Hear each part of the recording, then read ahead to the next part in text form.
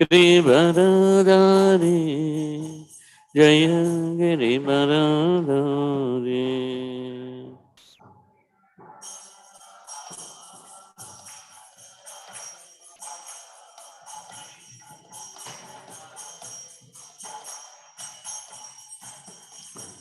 यशोदनन्दन व्रज जन रञ्जना यशोदनन्दन व्रज जन रञ्जना यशोदनन्दन व्रज जन रञ्जना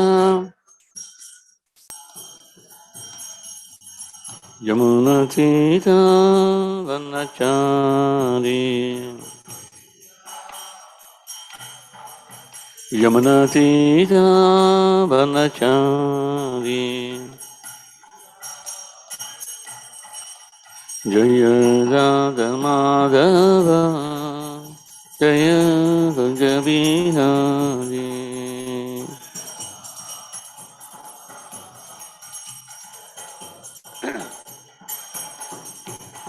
जय गोपीजन वल्लभ जय गिरिवरदारी जय गिरिवरदारी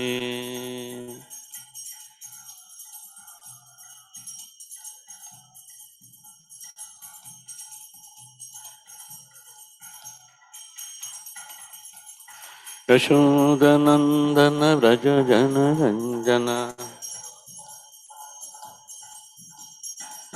यशोदनन्दन व्रज जन रञ्जना यशोदनन्दन व्रज जन रञ्जना यमुनतीरा वनचारी जय राधा माधव जय कुंज बिहारी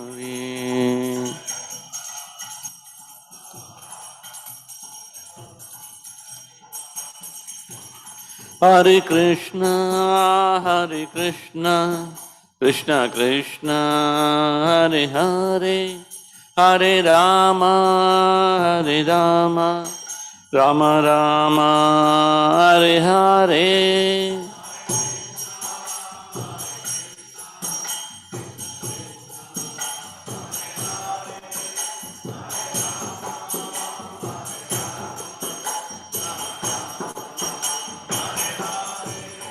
हरे कृष्ण कृष्ण कृष्ण हरे हरे हरे राम राम राम हरे हरे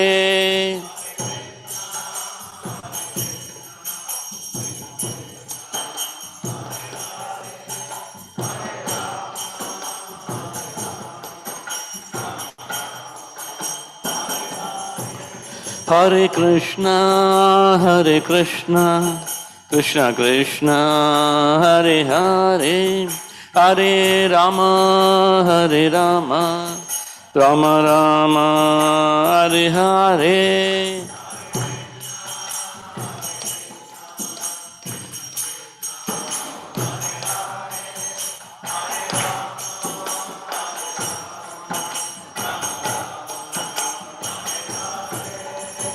हरे कृष्ण कृष्ण कृष्ण हरे हरे हरे राम राम राम हरे हरे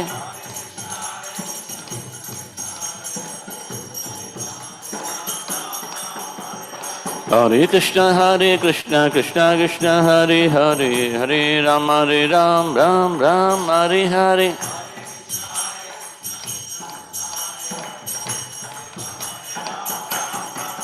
जय राधा गोविंद अष्ट सखी वृंद श्री राधे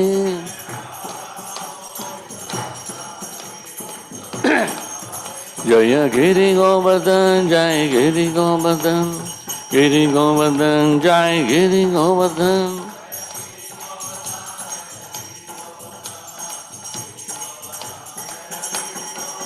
जय Govind Srinivas Govind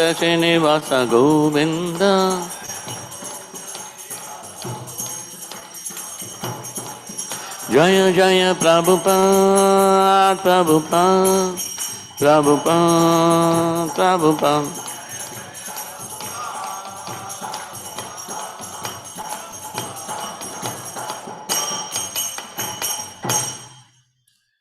Jai Shri Shri Radha Govinda Nasaka Brinda Ki Jai. Shri Shri Giri Govardhan Ki Jai. Shri Shri Gaunita Ki Jai. Shri Shri Padmavati Balaji Bhagavan Ki Jai. Srila Prabhupada Ki Jai. Gurudev Ki Jai. Rai Gaur Premanandi Hari Hari Bol.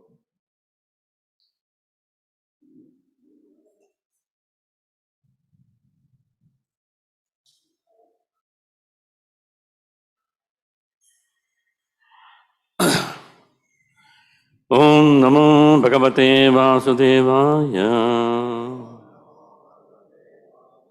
Om Namo Bhagavate Vasudevaya. Om Namo Bhagavate Vasudevaya.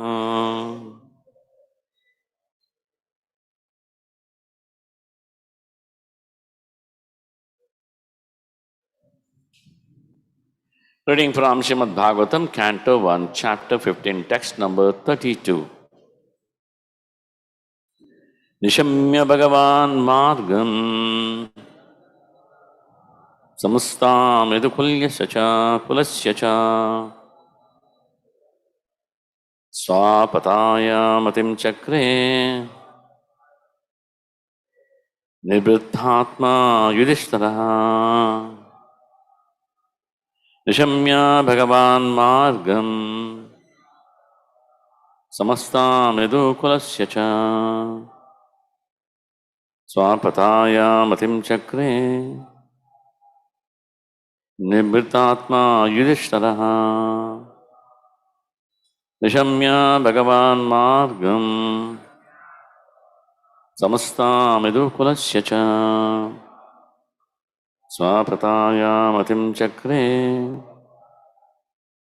Nibrithatma Yudhishtara Nishamya Bhagavan Margam Samastam Yadukulasya Cha Swapataya Matim Chakre Nibrithatma Yudhishtara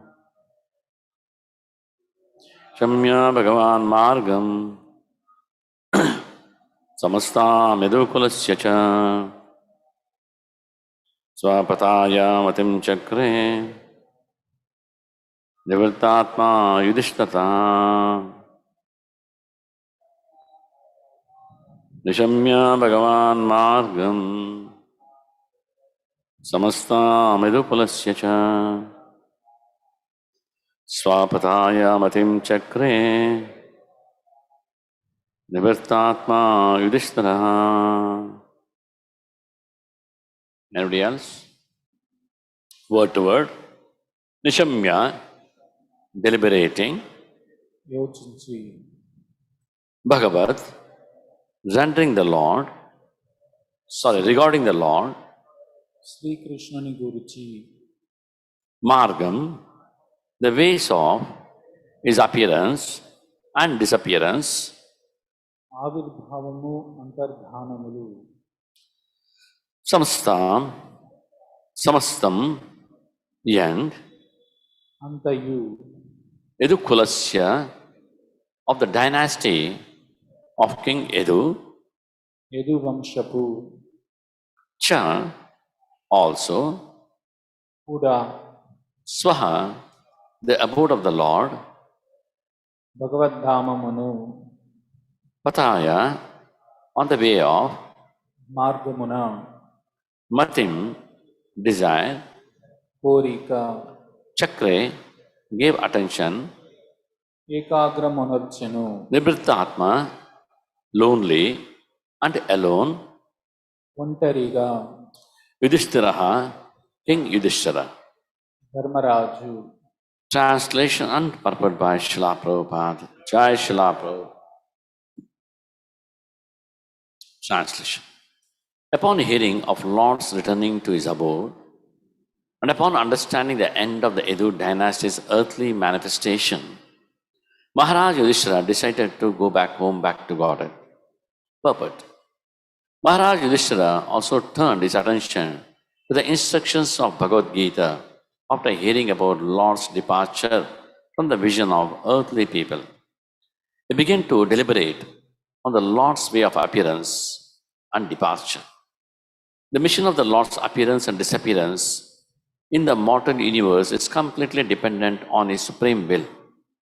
He is not forced to appear or disappear by any superior energy. As living beings appear and disappear, being forced by the laws of nature. Whenever the Lord likes, He can appear Himself from anywhere and everywhere without disturbing His appearance and disappearance in any other place. He is like the sun.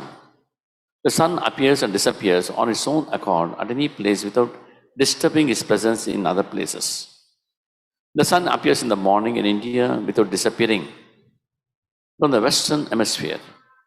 The sun is present everywhere and anywhere all over the solar system. But it so appears that in a particular place, the sun appears in the morning and also disappears at some fixed time in the evening.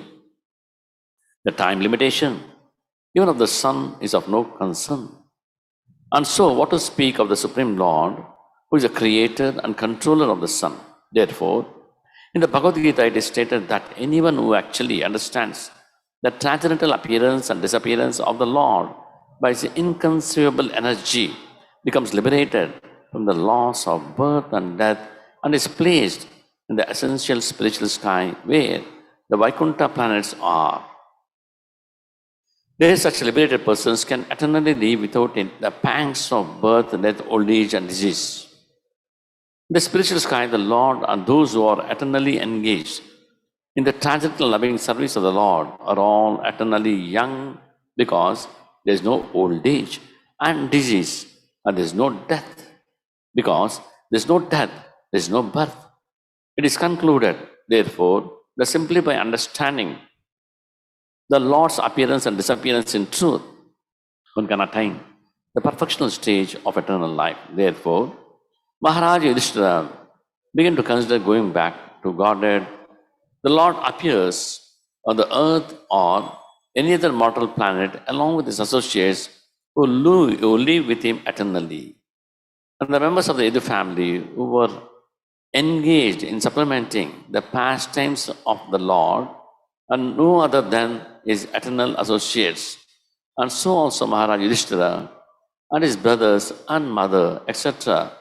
Since the appearance and disappearance of the Lord and His eternal associates are transcendental, one should not be bewildered by the external features of appearance and disappearance. భావము శ్రీకృష్ణ భగవానుని స్వధామమ అగనము ఆకర్ణించి యదువంశపు భూలోక వ్యవహార పరిసమాప్తిని అవగతం చేసుకొనిన పిమ్మట ధర్మరాజు భగవద్ధామమునకు వెడల నిశ్చయించుకొనెను. భాష్యము మర్త్యలోక వాసుల దృష్టి నుండి భగవానుని అంతర్ధానమును గూర్చి వినినంతనే ధర్మరాజు కూడా తన దృష్టిని గీతోపదేశముల వైపునకు మళ్లించను. అంతటా అతడు ఆ దేవదేవుని ఆవిర్భావము అంతర్ధానములను గురించి యోచించే మొదలెడెను. మర్త్యలోకమునందు శ్రీకృష్ణ భగవానుడి ఆవిర్భావ అంతర్ధానముల అతని దివ్య సంకల్పము పైననే సంపూర్ణముగా ఆధారపడి ఉంటును. ఆవిర్భవించుటకు లేదా అంతర్ధానము చెందుటకు అతనిపై ఎట్టి ఉన్నత శక్తియు బలవంతము చేయదు. కానీ జీవులు ప్రకృతి నియమముల ప్రభావమునకు లోనై జనన మరణముల నొందుచుందురు. అతడు ఎప్పుడు కోరికను ఇతర చోట్ల తనను కోరిన ఇతర చోట్ల తన ఆవిర్భావ అంతర్ధానములతో ప్రమేయము లేకుండా ఎచ్చోటనైనను అవతరింపగలడు. ఆ దేవదేవుడు సూర్యుని వంటివాడు. ఇతర చోట్ల తన ఉనికిని ఎట్టి భంగము కలగకుండా సూర్యుడు ఎచ్చటనైనను కోరినట్లుగా ఉదయింపగలడు. భూగోళపు పశ్చిమపు వైపున అస్తమించకుండానే ఉదయమున అతడు భారతదేశమున ఉదయించగలడు.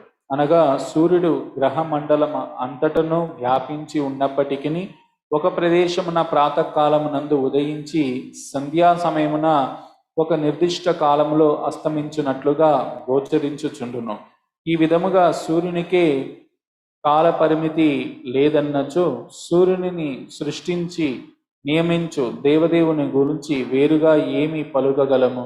కనుకనే అచింత్య శక్తి ద్వారా సంభవించడి శ్రీకృష్ణ భగవానుని దివ్యమగు ఆవిర్భావం అంతర్ధానములను వాస్తవముగా అవగతము చేసుకొనిన వాడు జన్మ మృత్యు నియమముల నుండి ముక్తిని బెడసి వైకుంఠ లోకములకు గల ఆధ్యాత్మిక ఆకాశమున చేర్చబడినని భగవద్గీత యందు తెలుపబడినది. అట్టి ముక్త పురుషులు అచ్చోట జన్మ మృత్యు జరా వ్యాధి రహితులై నిత్యులుగా జీవింతురు. ముసలితనము వ్యాధి మృత్యువులనునవి లేని కారణమున ఆధ్యాత్మిక లోకమున భగవానుడు అతని దివ్యమగు సేవలో నియుక్తులైన భక్తులు సదా నిత్య యవ్వనులై ఉందురు. మృత్యువు లేని కారణమున అచ్చట జన్మము కూడా లేదు. కనుకనే కేవలము శ్రీకృష్ణుని ఆవిర్భావ అంతర్ధానములను వాస్తవముగా అవగతం చేసుకున్న ద్వారా మనుజుడు నిత్య జీవనపు పూర్ణత్వ స్థితిని పొందగలడని తీర్మానింపబడినది. తత్కారణముననే ధర్మరాజు కూడా భగవద్ధామమునకు పోవ యోచించెను. భగవానుడు ఈ లోకమున అవతరించినను లేదా వేరే ఇతర మర్త్య లోకమున అవతరించినను తనతో నిత్యముగా వసించడి సహచరులను కూడియే అవతరించును. శ్రీకృష్ణ భగవానుని లీలలలో సహకారమును గూర్చుచు నియుక్తులైన యాదవులు ఆ దేవదేవుని నిత్య సహచరులే గాని అన్యులు కారు. అదే విధముగా ధర్మరాజు అతని సోదరులు కుంతీదేవి మొదలగు వారును అతని నిత్య సహచరులే. భగవానుడు మరియు అతని నిత్య సహచరుల ఆవిర్భావ అంతర్ధానముల దివ్యములు కనుక వాటి బాహ్య లక్షణములచే ఎవరునూ మోహవశులు కాకూడదు.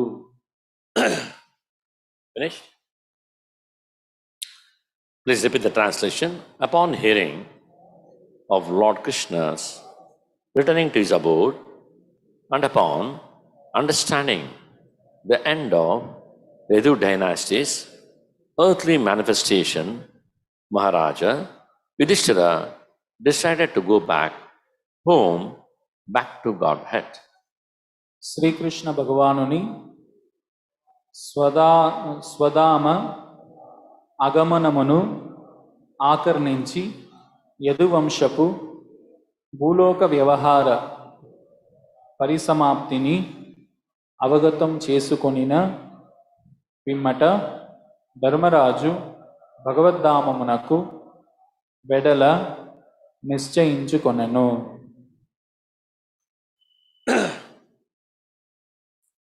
ఓం అజ్ఞానతిమందస్య జ్ఞానాజలశలాకయా చక్షురున్మిలితమేన తస్మై శ్రీ గురువే నమః. నమో ఓం విష్ణుపాదాయ కృష్ణప్రేష్ఠాయ భూతలే శ్రీమతే భక్తివేదాంత స్వామినితి నామినే. నమస్తే సరస్వతీదేవే గౌరవాణి ప్రచారణే నిర్విశేష శూన్యవాది పాశ్చాత్య దేశతాన్ని. జై శ్రీకృష్ణ చైతన్య ప్రభు నిత్యానంద శ్రీ అద్వైత Gadadhara శివాసది గౌరభక్తవృంద. Hare Krishna Krishna Krishna Hari Hare, Hare Rama Rama Rama Hare Hare. So we are discussing from Srimad Bhagavatam, Canto 1, Chapter 15, text number 32, the chapter entitled as The Pandavas Retire Timely. మనం శ్రీమద్ భాగవతం ప్రథమ స్కందము అధ్యాయం 15 పాండవుల సమయోచిత ప్రస్థానం అనేటువంటి అధ్యాయం నుంచి శ్లోకం సంఖ్య 32ని మనం చర్చించుకుంటున్నాం. So Yudhishthira Maharaj heard from Arjuna that Krishna has closed his pastimes. It's all over. Krishna has gone back to his abode, Goloka Vrindavana, Vaikuntha Dham. Then Yudhishthira Maharaj thought, what business I have here without Krishna? When Krishna is gone, even I have to go. So he decided, let's go back home, back to Godhead. So he just prepared himself mentally, he prepared himself physically, and he simply started walking away from a gorgeous palace with all the power, with all the treasury, with everything. He just walked out.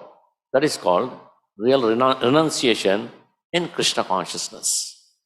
కానీ ఇక్కడ యుధిష్ఠిర మహారాజు ఎప్పుడైతే అర్జునుడి దగ్గర నుంచి సందేశాన్ని విన్నాడో, ఇంకా కృష్ణుడు తన యొక్క స్వధామానికి భగవద్ధామానికి తిరిగి వెళ్ళిపోయాడనేటువంటి సమాచారం అందంగానే వెంటనే యుధిష్ఠిర మహారాజు ఆయన కూడా నిశ్చయించుకున్నాడు, ఏమని నిర్ణయించుకున్నాడు అని అంటే, ఇంకా నేను ఇక్కడ ఉండి చేయవలసినటువంటి పని ఏముంది, కృష్ణుడే వెళ్ళిపోయాడు అనేసి వెంటనే ఏం చేశాడు అని అంటే, ఆయనకు ఉన్నటువంటి చాలా ఐశ్వర్యంతో కూడుకున్నటువంటి అంతఃపురాన్ని, అతని యొక్క ఖజానాని అన్నిటినీ కూడా అతను తక్షణమే వదిలిపెట్టేసి ఏం చేశాడు, నేను కూడా భగవద్ధాం వెళ్ళాలి అని మానసికంగా శారీరకంగా అన్ని విధాలుగా అతను సిద్ధమైపోయేసి అన్నిటినీ వదిలిపెట్టేసి వెళ్ళిపోయాడు. ఇది నిజమైనటువంటి వైరాగి అని అంటే. So practicing devotees like us, we should be very careful. Any activity I do, whether Krishna is present there, I talk something, whether Krishna is present there, I do something, whether Krishna is present there. Any activity in this world I am doing, whether Krishna is there, with the mind, with the body, or with the words, whether Krishna is present. Krishna is present, yes, I am there. If Krishna is not present, I don't need that activity at all. అందుకని భక్తుడిగా మనము ప్రతి ఒక్క కార్యాన్ని మనం చేసేటప్పుడు మనం ఆలోచించాలి, నేను చేసేటువంటి కార్యంలో కృష్ణుడు ఉన్నాడా, నేను మాట్లాడేటువంటి మాటలలో కృష్ణుడు ఉన్నాడా, నేను చేసేటువంటి కార్యంలో కృష్ణుడు ఉన్నాడా, అట్లా మనస వాచ కర్మన అన్ని విధాలుగా మనం చేసేటువంటి కార్యాలలో కృష్ణుడు ఉన్నాడా అని మనము గుర్తించాలి. కృష్ణుడు ఉన్నాడు అంటే ఆ కార్యాన్ని చేయాలి, కృష్ణుడు లేడు అని అంటే ఇంకా ఆ కార్యం పట్ల మనకు ఇష్టం కానీ ఆసక్తి కానీ ఉండకూడదు. So how Yudhishthira Maharaj got this kind of a determination? Oh, Krishna is not there, let me go off. So Prabhupada in the purport, he starts. He turned his attention to instructions of Bhagavad Gita. Unless we know the instructions of Bhagavad Gita, it is not possible to get genuine realization. It is not possible to make a genuine renunciation. It's not possible. No, so the first Prabhupada says, he also means already one man did it. Who is that? Arjuna. When Arjuna was in distress, his mind simply went to the instructions of Bhagavad Gita. When he just meditated on Bhagavad Gita instructions, then he was cool and calm. He was not disturbed. He was equipoised. Similarly, Yudhishthira Maharaj, when he heard this, his mind went to Bhagavad Gita instructions. Important slokas are there. Bhagavad Gita, everything is important. The first 6 chapters, it is Karma Yoga. The next 6 chapters, it is Bhakti Yoga. The last 6 chapters is Jnana Yoga. So, Bhakti Yoga, the center 6 chapters are very, very important. In that 9th chapter, Srila Prabhupada says, it's very, very confidential, very confidential. So 9th chapter, devotee should understand the entire chapter, understand all the instructions Lord has given to us. And in that, the final instruction, Manmana Bahumad Bhaktu Madhyaji Mam Namaskuru. Mama is Yuktavyam Atmanamat Parayana. Your mind, your body, your words, everything you offer to me. Doing so, definitely you'll come back to me. That is Yudhishthira Maharaj. That's why his mind immediately went to Bhagavad Gita. Yes.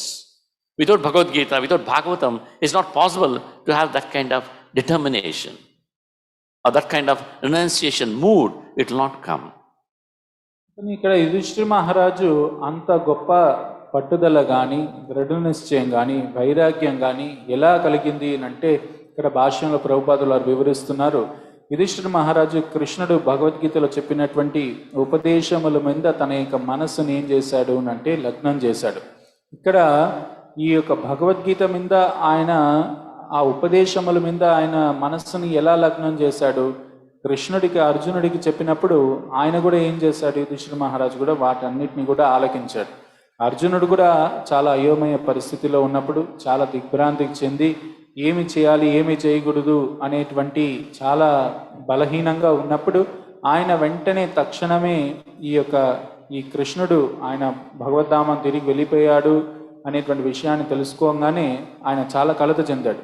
అప్పుడు అర్జునుడు వెంటనే మళ్ళా ఆ భగవద్గీత ఉపదేశములన్నింటినీ గుర్తు తెచ్చుకొని మళ్ళా ఆయన చాలా ప్రశాంతంగా ముందు కొనసాగగలిగాడు.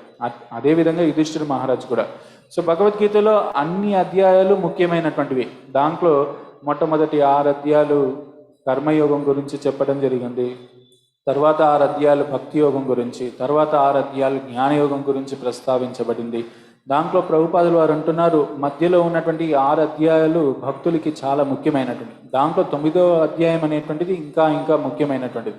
సో అందుకని భక్తుడిగా మనము ఆ 9వ అధ్యాయంలో భగవంతుడు ఇచ్చినటువంటి ప్రతి ఒక్క శ్లోకంలో ఇచ్చినటువంటి సూచనని మనం చక్కగా అధ్యయనం చేసి చదివి దాన్ని మనము మన యొక్క జీవితంలో ఎప్పుడైతే మనము ఆచరణలో పెడతామో అప్పుడు మనము భగవంతుని యొక్క సంపూర్ణమైనటువంటి అనుగ్రహానికి మనము పాత్రలు అవ్వగలుగుతాము.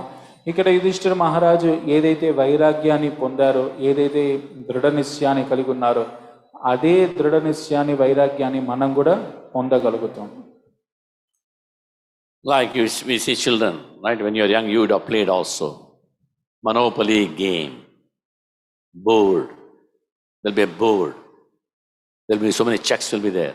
A lot of currency notes will be there. What they call it is not real currency. Right? Currency notes will be there. Like 10 rupees, 100 rupees, 1,000 rupees. Then they'll have this dice and they put the dice, then they move. Then they go to 1,000. Other person who is defeated, the boy will give 1,000 rupees. This game, Monopoly game, currency is there.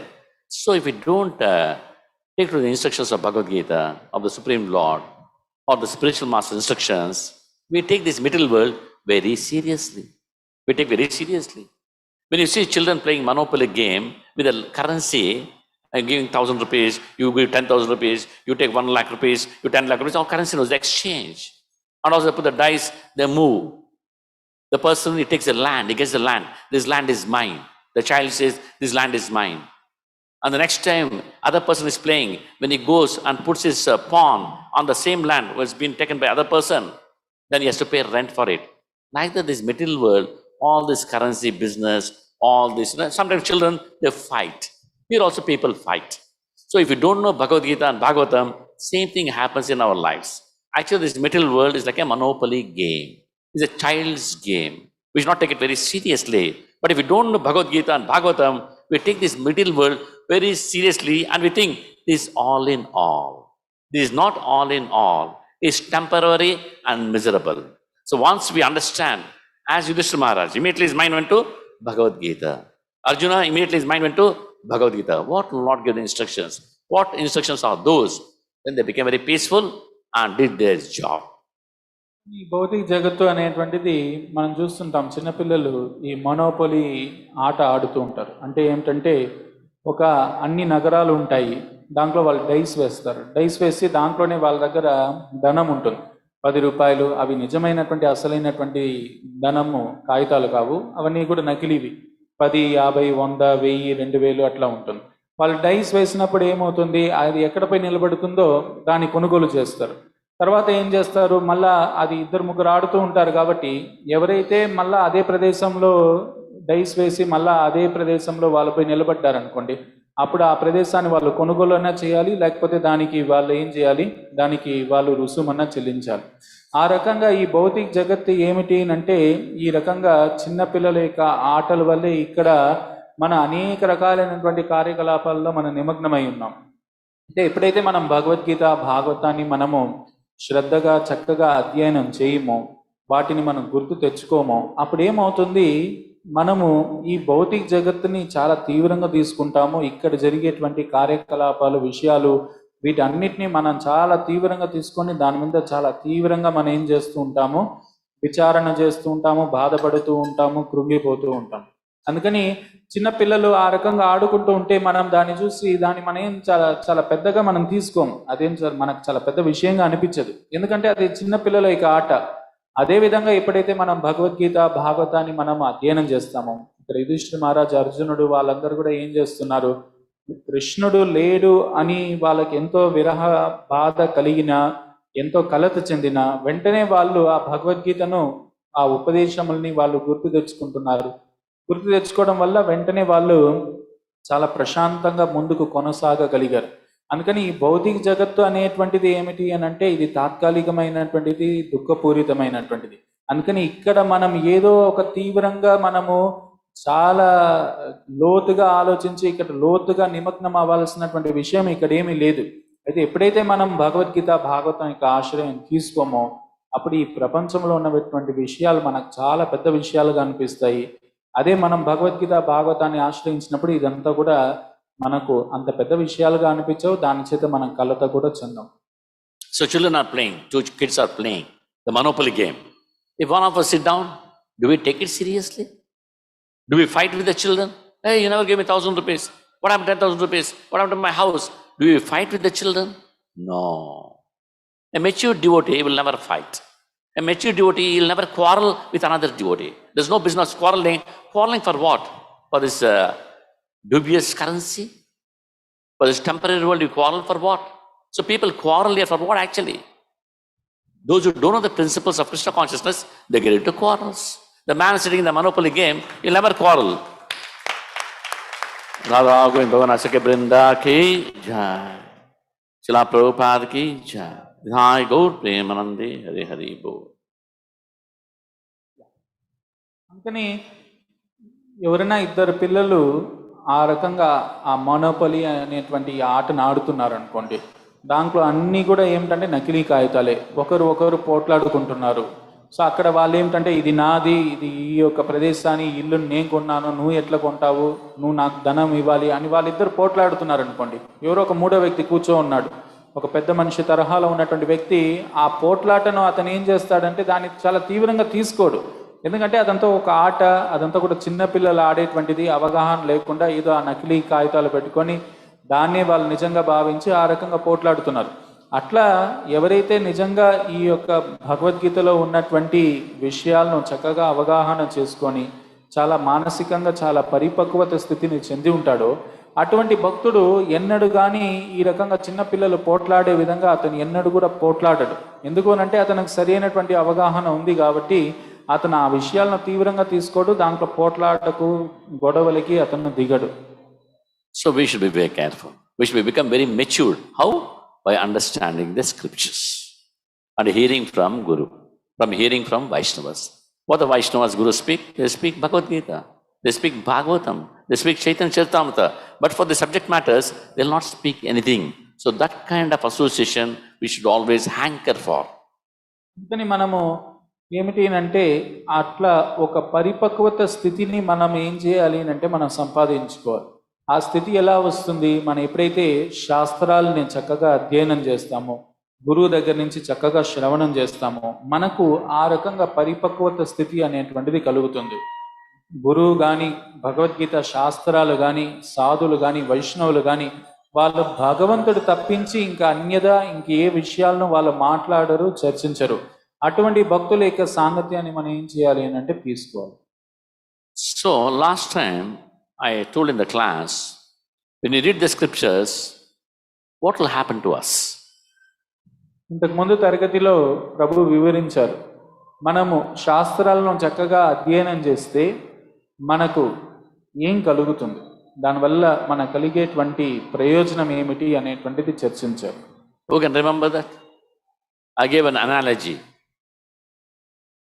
I compared it, an analogy, illustration I gave. ప్రభు దానికి ఉదాహరణ కూడా ఒక ఉపమానాన్ని తెలియజేస్తూ శాస్త్రాలను అధ్యయనం చేస్తే దాన్ని ఒక ఉపమానంతో కూడా పోల్చడం జరిగింది. Who can remember? Who can remember? Yes?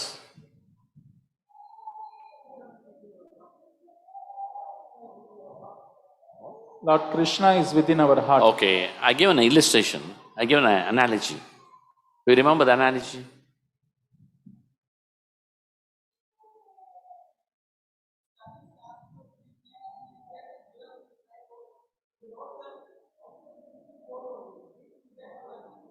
We get jewels. Yes, that's good. I give the example of scanning machine. When you have the problems with the body, we go to doctor. Doctor, okay, scanning, go to scan your body. When you go to the scanning machine will scan the whole body, check all the organs, here is the problem. Accordingly, the doctor gives the treatment. Now we have the scanning machine. Good old days, no scanning machine. They check the pulse, nadi. The doctor will hold the pulse and he'll tell your liver is not okay.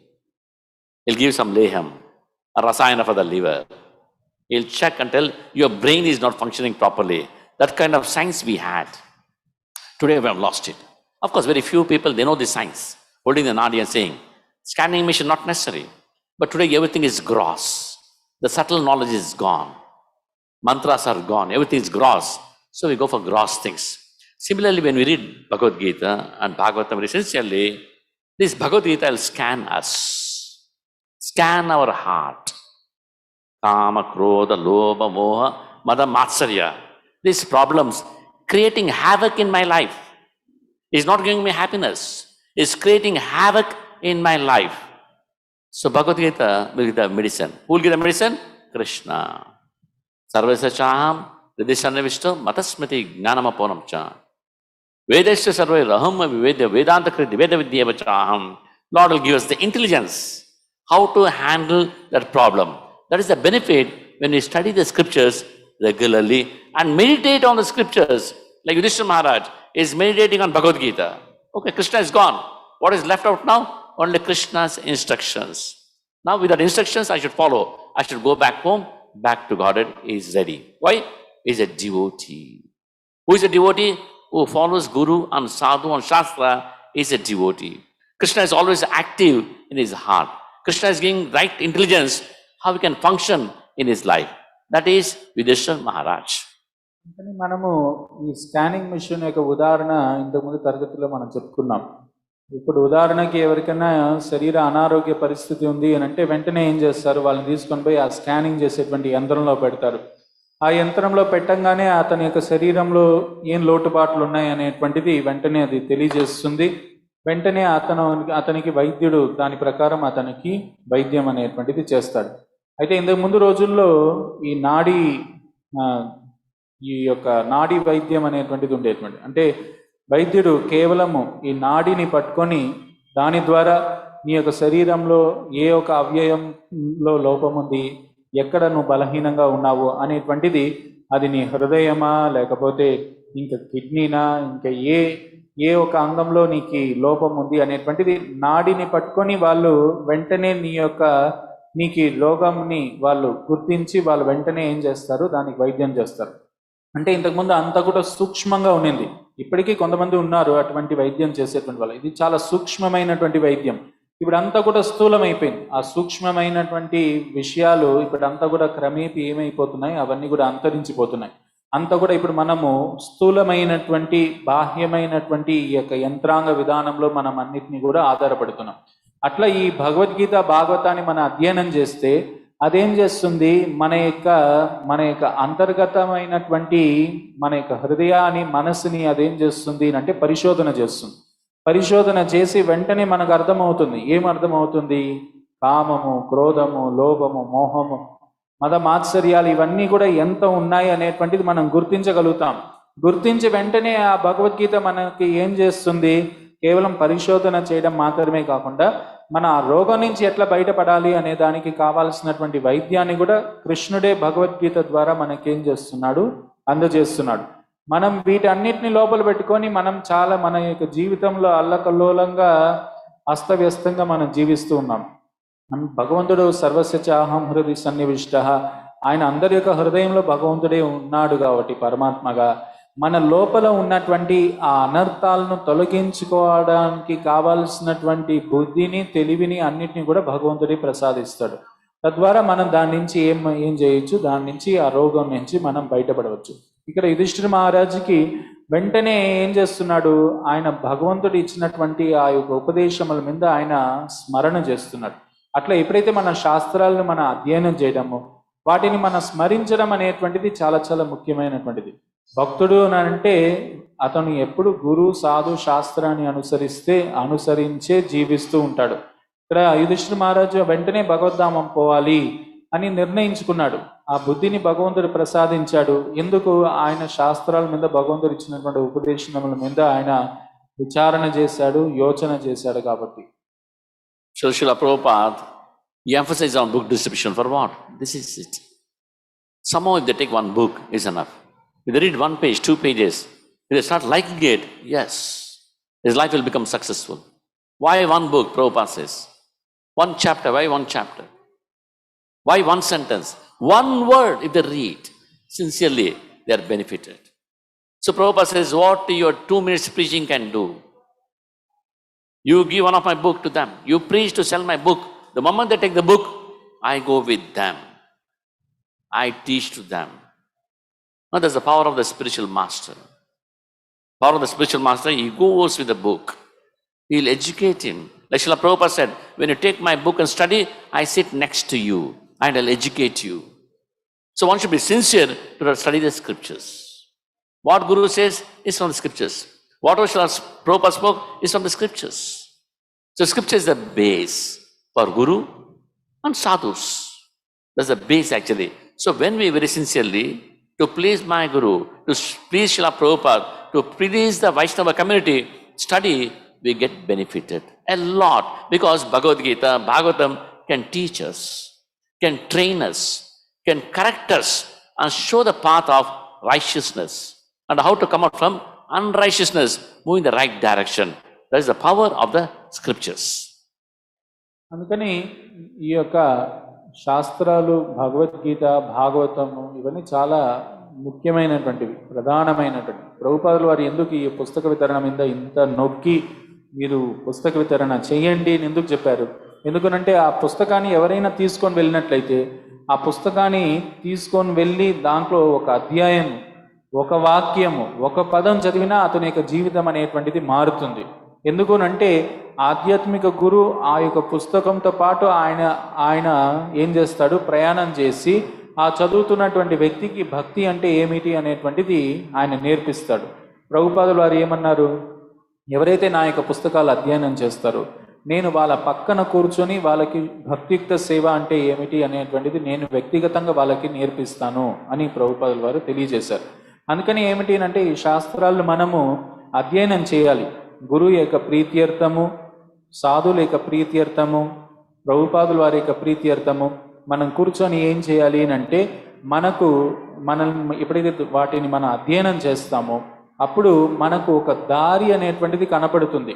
నేను ఎట్లా నా జీవితంలో నేను ఎలా ముందుకెళ్ళాలి, నేను చేస్తున్నటువంటి తప్పులు ఏమిటి, నేను ఎట్లా సరిదిద్దుకోవాలి, నేను ఎట్లా ధార్మికంగా నేను పూర్తిగా మారాలి అంటే నేను నా యొక్క జీవితాన్ని ఎలా మలుచుకోవాలి, అవన్నీ కూడా మనకేమవుతాయి అంటే శాస్త్ర అధ్యయనం చేయడం వల్ల మనకు అవగతం అవుతాయి. ఇప్పుడు మన అధర్మం నుంచి ధర్మం వైపుకి మనము ప్రయాణించాలి. వాటికి ఈ శాస్త్రాలు అనేటువంటివి మనకి ఎంతగానో తోడ్పడతాయి. అందుకని గురువు ఏమి చెప్పినా ఆయన శాస్త్రాల యొక్క ఆధారంగానే చెప్తాడు. శాస్త్రాలు ఏం చెప్తాయో అవే గురువు చెప్తాడు. సాధులు కూడా శాస్త్రాలని ఆధారంగా చెప్పుకొని వాళ్ళ అన్నిటినీ కూడా ఏం చేస్తారు, సమాజానికి తెలియజేస్తారు. But we all want peace, peace, peace. The whole world is for peace. Everybody wants peace, but there's no peace. Everybody is going to pieces. Countries are going to pieces. People's mind is going to pieces. There's a lot of creation, a lot of problems, chaos. But they want peace. All the leaders that we want peace, we want peace, we want peace. But where is the peace? They're not taking the God's word seriously. Because tell me, in India, how many people are reading Bhagavad Gita? How many are reading Bible? How many are reading Quran? And how many are sincerely understanding and following it? No, it's not there.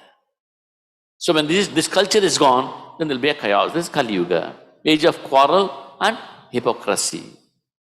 అందుకని ఇప్పుడు మొత్తం ప్రపంచం అంతా కూడా అన్ని చోట్ల అందరు దేని గురించి మాట్లాడుతున్నారు, శాంతి గురించి మాట్లాడుతున్నారు. శాంతిగా ఉండాలి, శాంతిగా ఉండాలి అనేసి. ఎక్కడ శాంతిగా ఉండగలుగుతున్నారు? శాంతిగా ఉండడానికన్నా రోజు రోజుకి దేశాలు మరింత అవన్నీ కూడా ముక్కలు అయిపోతున్నాయి.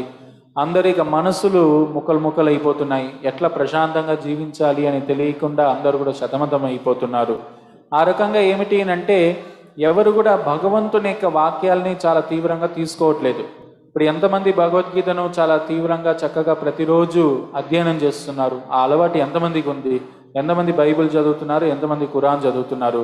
వాళ్ళు భగవంతుని యొక్క వాక్యాలని వాళ్ళు తీవ్రంగా తీసుకోవట్లేదు. కాబట్టి వాళ్ళు ఎంత ప్రశాంతంగా ఉండాలి అని అనుకున్నా, వాళ్ళు దానికి ఎంత ప్రయత్నం చేసినా వాళ్ళకి అది సాధ్యం కావట్లేదు.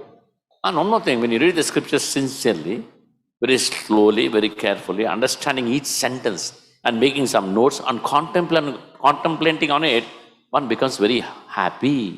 He is delighted in the heart. He'll be very, very happy and delighted in the heart. అదేవిధంగా ఎవరైనా శాస్త్రాన్ని చాలా నిజాయితీగా అధ్యయనం చేసినట్లయితే, అంటే ఏదో వేగవేగంగా చదివేయడం కాకుండా నిదానంగా ప్రతి ఒక్క పదాన్ని, ప్రతి ఒక్క వాక్యాన్ని చక్కగా అధ్యయనం చేస్తూ ఎవరైతే ఆ రకంగా శాస్త్రాల్లో వాళ్ళు లీనమవుతారో వాళ్ళ యొక్క హృదయం ఎంతో ఆనందంతో ఉప్పొంగిపోతుంది. వాళ్ళు ఎంతో ఆనందంగా ఉంటారు. ఎంత సుఖో అంతరారామస్ తథాంతర్ జ్యోతి ఏవ సయోగి బ్రహ్మ నిర్వాణం బ్రహ్మభూతం అధిగచ్చతి. బ్రహ్మ నిర్వాణం, that means already sits in transcendence. Those who study the scriptures regularly, brahmabhuta prasannatma na shoshati na kankshati, no lamentation, no hankering, because it's situated in Brahman platform. అందుకని అటువంటి భక్తుడు ఏమిటి అంటే అంతర్గతంగా ఆనందాన్ని, సుఖాన్ని అతను అనుభూతి చెందగలుగుతాడు. ఎందుకు? అతను బ్రహ్మభూత స్థితి అందు ఈ శాస్త్ర అధ్యయనం చేయడం ద్వారా బ్రహ్మభూత స్థితికి వస్తాడు. బ్రహ్మభూత స్థితి అంటే ఏమిటి? అతను దేనికోసం పాకులాడడు, ఏదో పోగొట్టుకున్నానని ఏడవడు. అతను అన్నిటినీ కూడా సమానమైనటువంటి దృష్టితో అతను ఎంతో ఆనందాన్ని ఆస్వాదిస్తూ ఉంటాడు. Like Krishna says, only two problems in this world. Only two problems. One is, I don't have that hankering, lamenting. And I lost this and lamenting. Hankering and lamenting. అందుకని భగవంతుడు కృష్ణుడు ఈ ప్రపంచంలో రెండు సమస్యలు ఉన్నాయి. ఏమిటి అంటే, ఒకటి నాకు ఇది లేదే, అది లేదే అని చాలా బాధపడడం. ఇంకోటి ఉన్నదాన్ని పోగొట్టుకున్నామే అని మనము దానికోసం విలపించడం. Any situation you analyze it, it'll come to these 2 points. I lost it. Lamentation. I don't have it. I don't have a child. I don't have money. I don't have beauty. I don't have a proper job. I don't have bhakti. That is very healthy. That's very, very healthy thing. I don't have bhakti. That's very good actually. కానీ మనకు ఏ సమస్య అయినా మీరు బాగా పరిశీలన చేయండి. ఆ సమస్య ఈ 2 కారణాలే ఉంటాయి. ఒకటి, నాకు ఇది లేదు, నాకు డబ్బు లేదు, నాకు అందం లేదు, నాకు పిల్లలు లేదు అనేటువంటిది ఒక బాధ. ఉన్నది ఏదైతే ఉందో అది పోయిందే, నేను కోల్పోయినాననేసి దానివల్ల మనము శోకాన్ని అనుభవించడం. ఈ 2 కారణాల వల్లే ఏమిటి అంటే మన ఈ భౌతిక జగత్తులో మనము దుఃఖపడుతూ ఉంటాం. నాకు భక్తి లేదు అని బాధపడడం అనేటువంటిది అది ఉత్తమమైనటువంటిది, అది మంచి భావన. Old people, they think always the past when they were young. I did that, I did this, I was like that. Now can't do anything, lamenting. Oh, I lost it. I lost my youth. I lost everything. I lost my property. I lost my parents. Material world is like a monopoly game. You lose, you win. What is the big deal in the monopoly game? How much you win, how much you lose, doesn't matter. You can see children, we all played. Children playing the sand, with the sand. They build sand castles. They build sand castles. And parents watch it, that's all. The time comes, parents say, let's go. They leave the castle and go off. Like that this material world is. అందుకని వృద్ధులు ఏం చేస్తుంటారు అంటే, వాళ్ళ యవ్వన వయసులో నేను అట్లా చేశాను, నేను ఇట్లా చేశాను, నేను ఇది సాధించాను, అంతగా నేను జీవించాను అని వాటన్నిటిని గుర్తు తెచ్చుకొని ఇప్పుడు నేనేం చేయలేకపోతున్నాను అనేసి బాధపడతారు. అట్లా ఈ భౌతిక జగత్తులో మనం బాధపడాల్సింది ఏముంది? అసలు ఈ మొనోపలీ గేమ్ ప్రభు చెప్పిన విధంగా ఇదంతా కూడా ఒక ఆట. ఈ ఆటలో మనం కోల్పోయేది ఏముంది, గెలిచేది ఏముంది? అంతా కూడా ఈ భౌతిక జగత్తులో మనం ఏది కూడా అంత తీవ్రంగా తీసుకోవాల్సినటువంటి విషయం ఏం లేదు. ఉదాహరణకు సముద్రం ఒడ్డున చిన్నపిల్లలు ఏం చేస్తుంటారు, వాళ్ళు ఇసుకతో పెద్ద పెద్ద మేడలని కట్టేస్తూ ఉంటారు.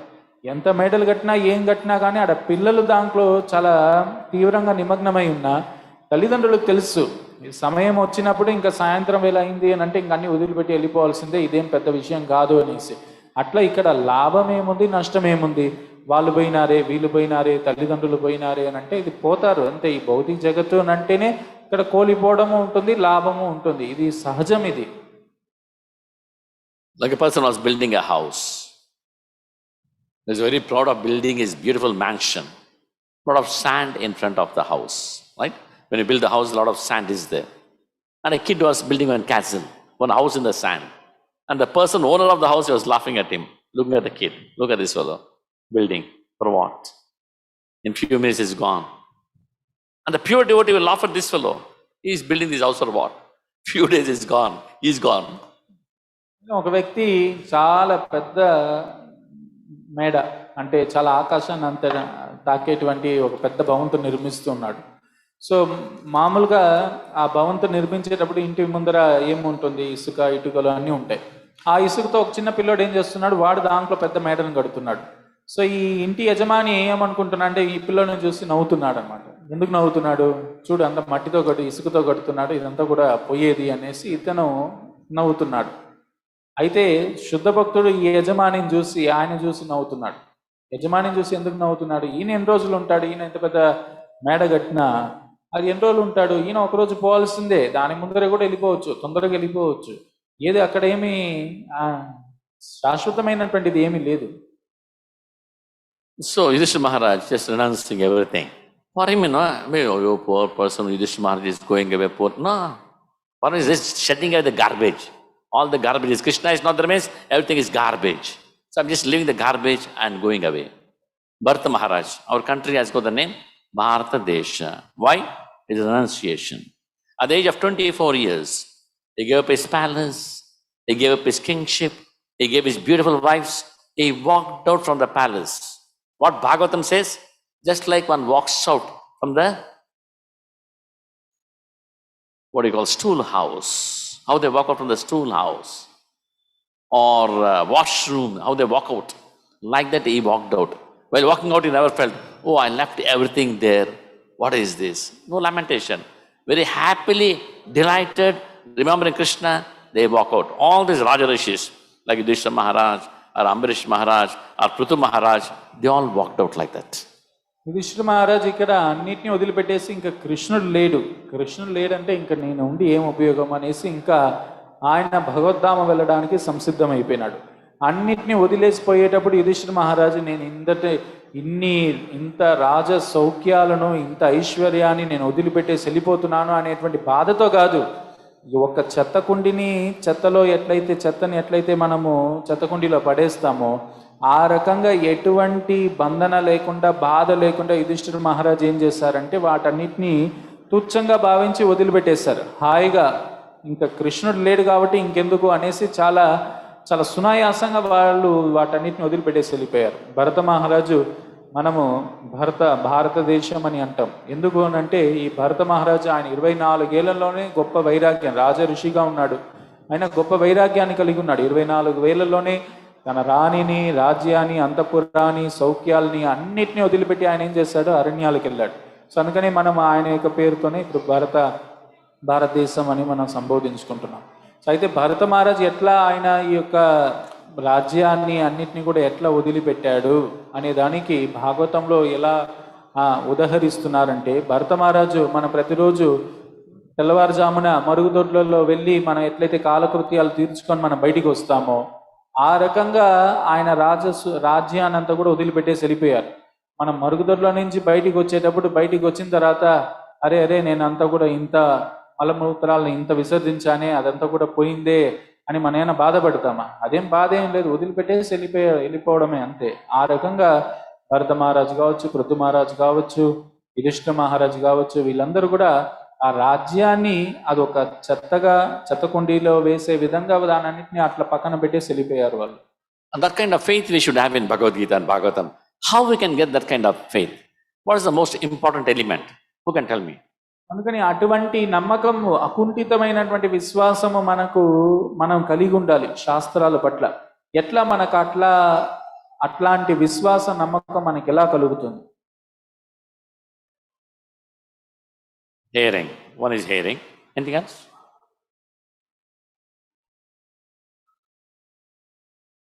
Association. The faith in the scriptures, faith in Krishna, everything depends about the association. Hearing also. Association, what we do here. From whom we are hearing. What kind of association I have. Accordingly, I have the faith in the scriptures. Weak association, weak faith. Kanishta association, Kanishta faith, little faith. So what kind of association? Am I taking the association of Srila Prabhupada? Am I taking the association of my Guru? Vani, not the mainly Vapu. We think association, what do you Vapu? Hearing, Vani. So the Sangha, that's why Chaitanya Mahaprabhu says, the most important thing, number one is Sadhu Sangha. Next is Harinama Sankirtana. Next is Bhagavata Shravana. Then comes Vigraha Aradhana, Mathura Vasa. But there's no Sadhu Sangha. Then there's no Harinama Sankirtana. When there's no Sadhu Sangha, Harinama Sankirtana, no interest in Bhagavatam. No Sadhu Sangha, no Harinama Sankirtana, no Bhagavata Shravana, not interested in Vigraha Aradhana. It will not come. Then there's no hankering in Mathura Vasa to go and see the transcendental places of the Lord, or to stay in a place where Lord enacted the pastimes, a dham. It will never come. We'll never have faith in these things. కానీ మనము శ్రవణం చేయడం అనేటువంటిది ముఖ్యమే అయి ఉన్న సాధు సాంగత్యం అనేటువంటిది చాలా చాలా ముఖ్యమైనటువంటి. అంటే ఎటువంటి సాధువులతో సాంగత్యం చేయాలి అంటే, ఎవరైతే శాస్త్రాల పట్ల చాలా గాఢమైనటువంటి విశ్వాసాన్ని, నమ్మకాన్ని కలిగి ఉన్నారో అటువంటి భక్తులు సాంగత్యం చేయడము, వారి దగ్గర నుంచి వినడం ద్వారా మనకు అదే నమ్మకం, విశ్వాసం అనేటువంటిది మనకు కలుగుతుంది. అందుకనే మొట్టమొదటిది చైతన్య మహాప్రభువు చెప్పినటువంటి 5 అంశాలలో మొట్టమొదటిది ఏమిటి అంటే సాధు సంఘం. సాధు సంఘం చేసినటువంటి వాళ్ళకే హరినామ సంకీర్తన చేయగలుగుతారు. హరినామ సంకీర్తన చేసినటువంటి వాళ్ళే భాగవత శ్రవణం చేయగలుగుతారు. ఈ 3 చేయకుండా ఇంకా విగ్రహారాధన మీద అతనికి ఆసక్తి ఉండదు. విగ్రహారాధన అతను సరైనటువంటి భావనతో వనరించలేడు. అందుకని ఈ 3టిని ప్రధానంగా పెట్టారు. సాధు సంఘాన్ని, హరినామ సంకీర్తన. హరినామ సంకీర్తన చేస్తేనే భాగవత శ్రవణం చేయగలుగుతాం. ఈ 3 చేస్తేనే విగ్రహారాధన చేయగలుగుతాం. ఈ విగ్రహారాధన చక్కగా చేసినప్పుడే మనకు భగవంతుని యొక్క దివ్య లీలా స్థలాలు ఏవైతే ఉన్నాయో, ధామాలు ఏవైతే ఉన్నాయో వాటిని వెళ్ళి సందర్శించాలి. ఆ లీలల యొక్క మహాత్మ్యాన్ని తెలుసుకోవాలి. ఆ ధామాలు సాక్షాత్ ఆధ్యాత్మిక జగత్తుతో సమానము అనేటువంటి విశ్వాసం మనకు కలుగుతుంది. Sometimes devotees, there's nothing wrong in reading newspaper. Nothing wrong. It's important what's happening around the world, newspaper. But how much? Newspaper you want to read like a pickle. Let not the pickle become the main food. Newspaper is the main. If you eat this much pickle, what will happen? You go to hospital. Newspaper or anything, Facebook or WhatsApp, anything like a pickle. The main food should be Bhagavad Gita and Bhagavatam, Chaitanya Charitamrita, or Bhajana should be the main food. These things you want to know in the material world what's happening? Like a pickle. Don't make that as a main dish. Then we fall sick in spiritual life. అందుకని దినపత్రికలు, వార్తాపత్రికలు ఏవైతే ఉన్నాయో ఆ వార్తాపత్రికలు ఖచ్చితంగా మనం ఈ ప్రపంచంలో ఉన్నాం కాబట్టి ఏం జరుగుతుంది, ఏమిటి అనేటువంటిది మనం తెలుసుకోవాలి.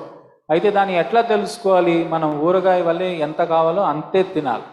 మనము అదే మనకు ముఖ్యమైనటువంటి ఆహారంగా అవ్వకూడదు. ప్రధానంగా మనం తీసుకునేటువంటి ఆహారం బదులు అంత ఊరగాయ వేసుకొని తింటే ఏమవుతుంది? మనం చాలా అనారోగ్యానికి పాలవుతాం. ఆ రకంగా ఏమిటి అంటే ఎంత తెలుసుకోవాలో అంత మాత్రమే తెలుసుకోవాలి. ఇంకా మిగతా మన సమయం అంతా కూడా భగవద్గీత, భాగవతము, అనేక భజన కార్యక్రమాలు, వీటిలో మనం చాలా తీవ్రంగా నిమగ్నం అవ్వాలి. దీన్ని మనం పక్కన పెట్టేసి ఆ వార్తాపత్రికల్లో ఉన్నటువంటి విషయాలను చాలా తీవ్రంగా తీసుకొని దాన్ని ఎక్కువ తీసుకుంటే ఏమవుతుంది? మనం ఎక్కువ ఊరగాయ తింటే ఏమవుతుంది? మనకి శరీరం అనారోగ్యం అయిపోతుంది. అట్లా మనకి ఆధ్యాత్మికంగా మనం చాలా అనారోగ్య పాలవుతాం. Bhaktivinoda Thakur says 8 hours, 8 hours, 8 hours. 8 hours for the body, 8 hours for the soul, and 8 hours for the service. How much Krishna is there? Body we are doing it, 6 hours sleeping or 7 hours sleeping or 15 hours sleeping. We know that. Okay? 8 hours sleeping, 6 hours sleeping, 2 hours eating, taking bath and all, okay. 8 hours for service. The temple service or outside service, what are the service? 8 hours. 8 hours for the soul. Am I giving time for the soul? 8 hours. Shravanam, Kirtanam, Vishnu Smaranam, Pada Sevanam, Archanam, Vandanam, Dasyam, Sakyam, Atma Nivedanam is happening for the soul in 8 hours. Our Krishna conscious energy depends on that. 8 hours for the soul, how I am spending.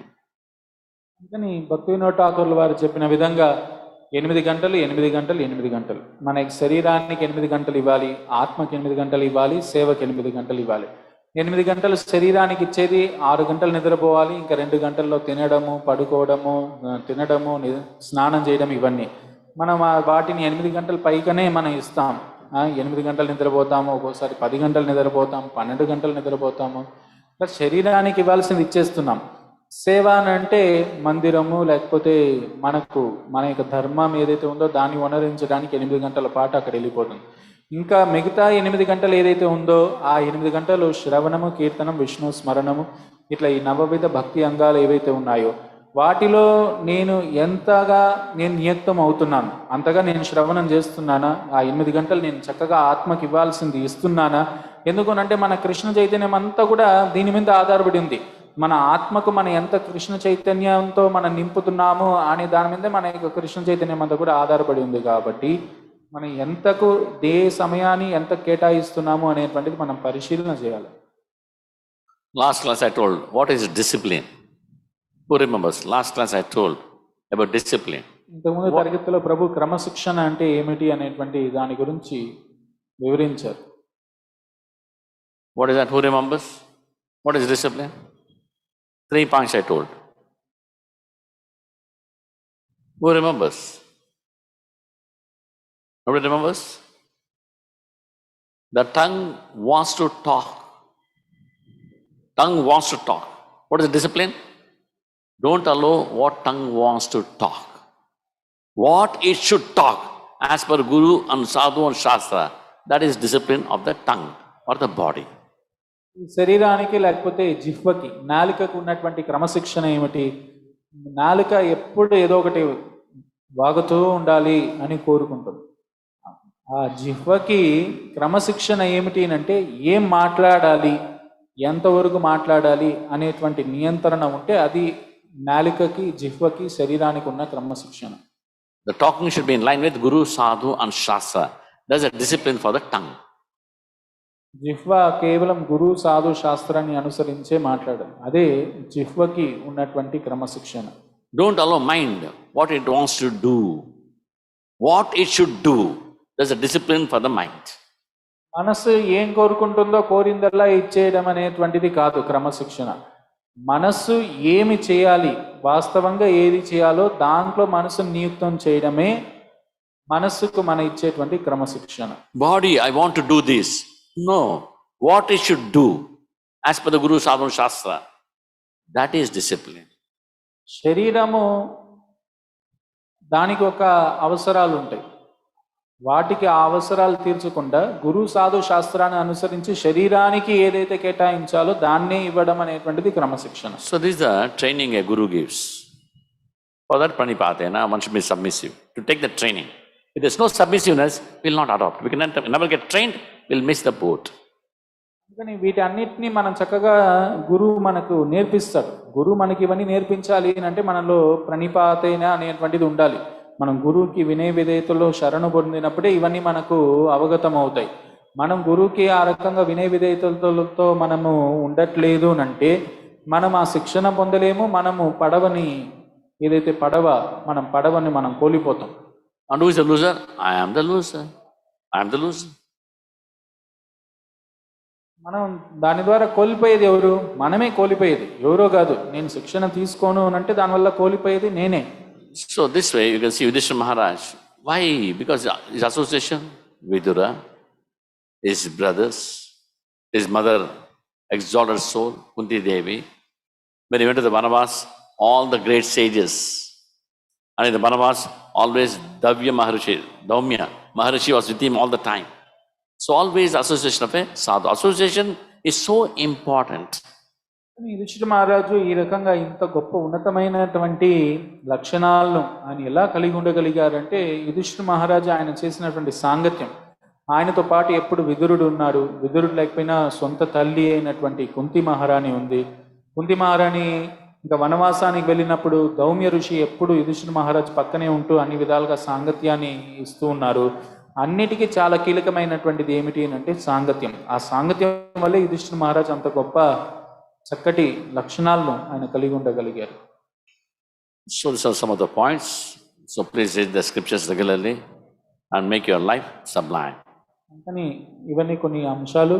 అందుకని దయచేసి శాస్త్రాలను చక్కగా ప్రతినిత్యం కూడా అధ్యయనం చేసి మీ యొక్క జీవితాల్ని సాఫల్యం చేసుకోండి. We got Bhagavad Gita, we got Bhagavatam, Chaitanya Charitam. Small books are the Prabhupada small books. It's all from Bhagavad Gita and Bhagavatam.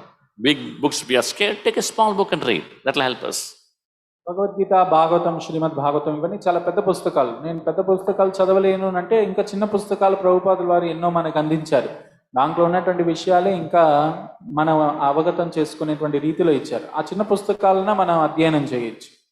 Maharaj Yudhishthira also turned his attention to the instructions of Bhagavad Gita after hearing about Lord's departure from the vision of earthly people.